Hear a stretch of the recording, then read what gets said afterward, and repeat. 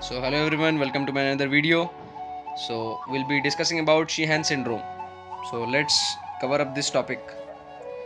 So the first point over here mentions about that there is infarction and necrosis of the anterior pituitary.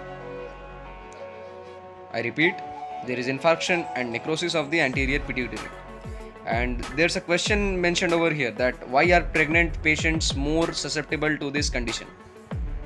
So what happens is that during pregnancy the anterior pituitary gets bigger. That is, hypertrophy of the anterior pituitary occurs. So during pregnancy it's physiologically hypertrophic. The anterior pituitary becomes physiologically hypertrophic. So that's why it becomes susceptible to hypoxic injuries like hemorrhage. I repeat, during pregnancy the anterior pituitary gets bigger and there is hypertrophy of the anterior pituitary. So it is susceptible to hypoxic injury, example during hemorrhage. So please have a note of it. So due to the necrosis of anterior pituitary, it leads to the decreased prolactin formation and it leads to lactation failure. Means there will be no milk production. So these are the some hormones which will be decreased in the SHEEHAN syndrome. So I have marked it as FLATG. F stands for FSH, follicular stimulating hormone. L stands for LH, luteinizing hormone. A stands for ACTH, adrenocorticotropic hormone.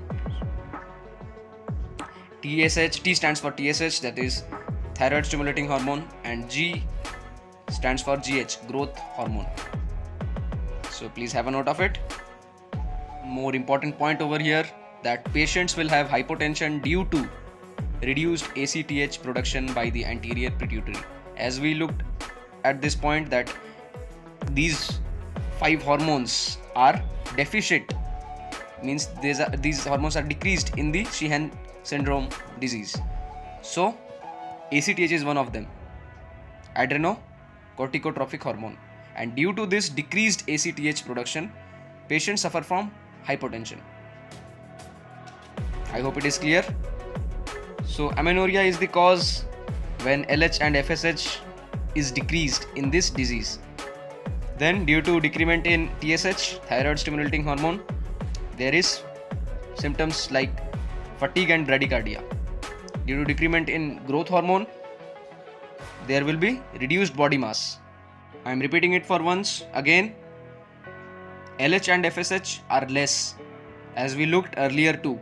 So menopause and amenorrhea are the causes. Due to less TSH production, there are symptoms like fatigue and bradycardia. Due to less GH production, growth hormone production, reduced body mass is the result of it. Now let's look at the management. So evaluation of the pituitary hormones and replacement as needed is the only management possible in this disease. And now let's look at the replacement.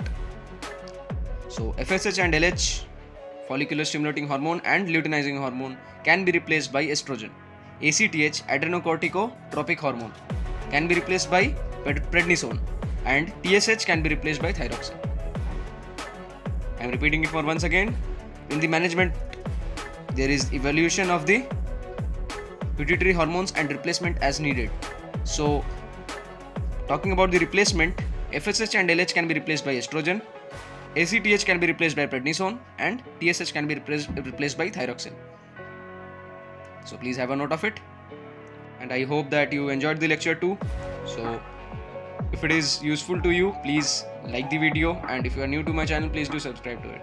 I will be covering each and every topic gradually. So please have patience and keep learning.